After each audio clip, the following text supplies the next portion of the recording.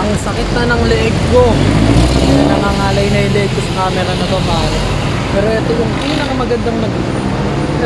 pinakamagandang camera na nagkaroon ako. Kung alam ko lang bago ako bumili ng camera na nakaraan, dapat ito na lang binili ko, GoPro na lang eh. Napakadali gamitin. Oh, so yun na nga mga idol. Ito na yung part 2 na pag-vlog natin dito sa May Kamuning. Ito na yung pangalawang shop na papasukin natin. Yung antique shop na Indiero Phoenix, pare.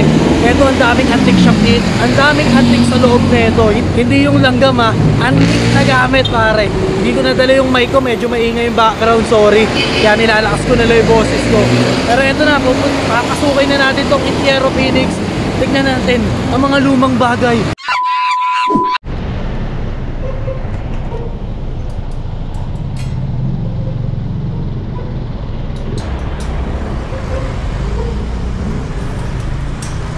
Puro antique ang tinda rito, pre.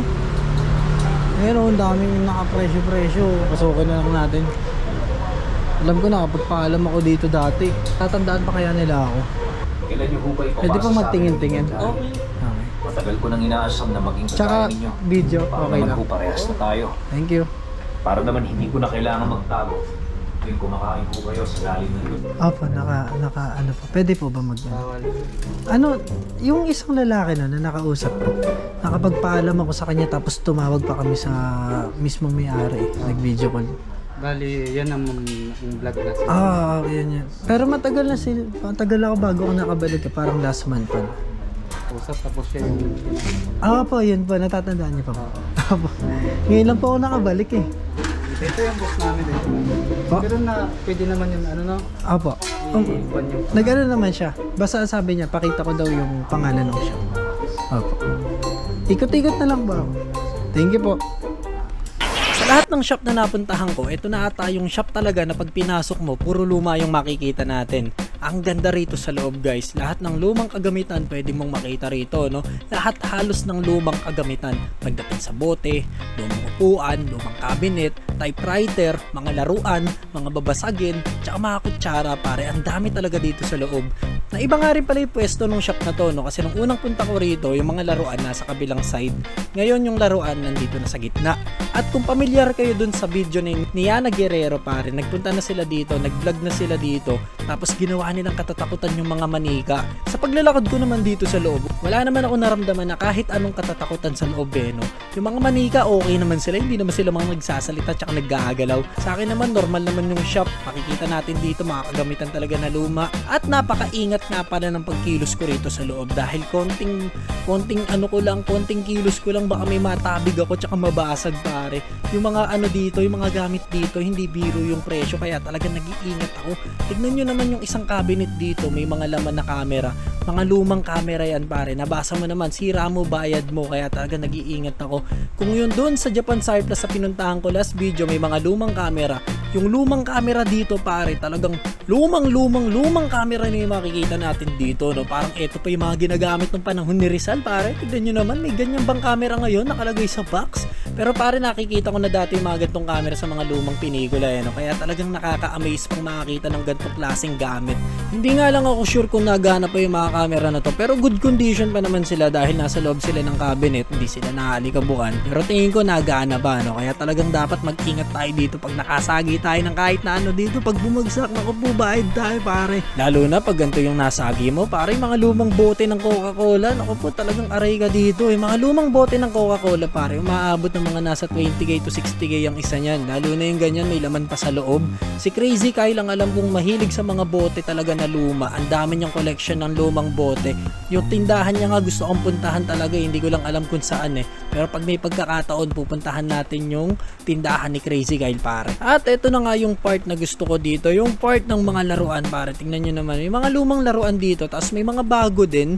Yan, tulad nung Star Wars, yan, bago pa yan eh. Siguro mahilig sa Star Wars yung may-ari nito. Pero may mga lumang laruan dito, tulad ng mga lumang sasakyan. Ayan, nakikita nyo, mga lumang sasakyan na yan. Matataas na panigurado yung value niyan kasi dito sa atin, mas luma, mas mahal din talaga eh. Ganon din naman sa ibang bansa, pero dito sa atin, tingnan nyo naman, may mga ganito pang klase ng laruan. Sayang nga lang hindi ko pala nalibot masyado yung mga laruan dito. Ang daming laruan dito, hindi ko nagawang videohan lahat, no. Pero kung makikita nyo, napuntahan ko dito yung mga sasakyan niya. Tapos may mga Funko Pop dun sa baba.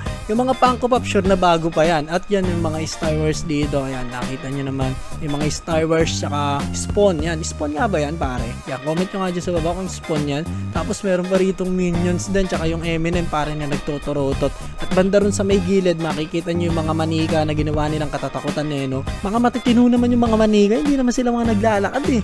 Ayan pa yung mga sasakyan dito sa baba. Ito, sure ako na luma yan, no? Comment nyo dyan sa baba kung familiar sa inyo yan. Kasi parang hindi ko nga inabutan yung ganyang klase ng laruan nung bata pa ako. Nakakatuwa dahil parang naglilibot na ako sa lumang bahay ng lola ko nung araw. Nakikita nyo ba yung ventilador na yan? Dati doon sa lumang bahay ng lola ko, meron silang ganyan. Tapos ngayon nakita ko dito, no? Diba astig? Naalala ko nga bigla yung lola ko nung nakita ko yan. Tapos itong maleta na to, parang gusto ko siyang buksan. Parang may kaluluwang bumubulong sa tenga ko na buksan mo ako, buksan mo ako. Pero joke lang, baka mamaya lumabas yung mga ligaw na kaluluwa dyan sa maleta na yan. At ayan, may mga laruan pa dito sa may gilid pare. Yung part kasi na to, talagang mga magugulo pa yung gamit nila dito. Nag-aayos kasi sila dahil may mga darating pa na bagong stocks ng mga lumang gamit. Tingnan nyo naman, may mga lumang kutsara pa dito guys. Mga lumang sumubo kaya na ito, buhay pa. Hanggang ngayon, mga kutsara nandito pa eh. Yung may-ari kaya nasan na? Naman po, baka nagmumulto rin yun dito. Tignan nyo naman, ang dami pang lumang gamit. At ayun, sabi ko sa inyo eh, may deer dito pare. Yan o, nasisira na nga siya. Pero itong deer na to, totoong deer yan, nakataxidermy nga lang pare, kaya talagang na-preserve. Pero kung titignan nyo pare, talagang naaagnas na siya, no? Kawawa naman, di na naalagaan. At may mga lumang telepono pa dito, tignan nyo naman. Hindi ito yung mga pinakalumang telepono, pero ito yung mga lumang telepono na din. Ang pag-dial niyan, paikot. Kung napanood nyo yung sa mga lumang pelikula, mga paikot pa yung mga pag-dial niyan eh, no? Pero yun nandun sa likod na telepono na napapansin nyo, yun yung pinakaluma din talaga. At may sombrero dito ng mga Meksikano. At ito yung hinahanap ko talaga, lumang typewriter pare. Kung naabutan nyo yung typewriter, ito yung mga dating ano, no? Kung ang computer nagtatype ka, dito naman sa typewriter, nagtatype ka din, pero napiprint na rin siya agad. Ganun kalupit ang typewriter. Dati gamit na gamit sa amin to nung nag-aaral kami, mga panggawa ng project, no? Yung mga essay, mga basta yung mga enumeration, mga assignment dito namin ginagawa ng ate ko nung araw. Pero itong typewriter na to, talagang mga may kalumaan na. Yan yung brown na yan, talagang ito, iba pa style ng typewriter na to eh, no? Hindi ko na nga alam to, ngayon na ako nakita na ito. Typewriter ba yan? Pero yung nasa magkabilang gilid, sure ako na typewriter yan pare. Solid yan, sobrang bigat.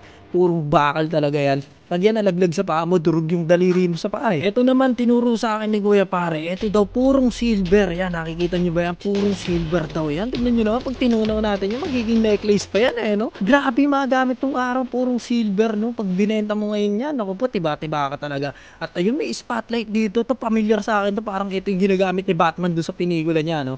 Sobrang hilig sa luma nung may-ari nito. May player pa rito na ano, ayan, yung parang sa sinihan pare. Yan yung projector nung araw, kung napapansin nyo. Yan yung mga lumang projector nung araw. Tingnan nyo naman, mano-mano paglalagay ng ano dyan eh, no? Ng mga film. At yun lang guys, no? Sana nainibot ko kayo. Pero hindi pa, wala pa sa 50% ata yung nalibot ko rito, no? Gusto ko sanang gawin na mala documentary yung video ko na to. Kaso nga lang, di ako sanay kung paano magawin yun.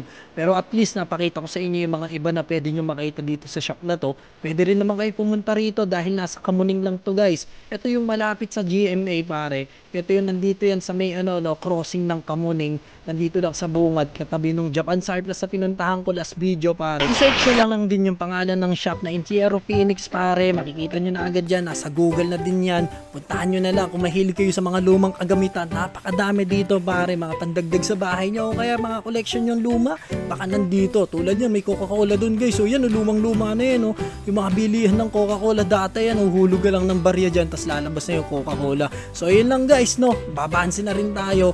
At sa susunod na vlog, abangan nyo, maghahanap ako ng Tamiya.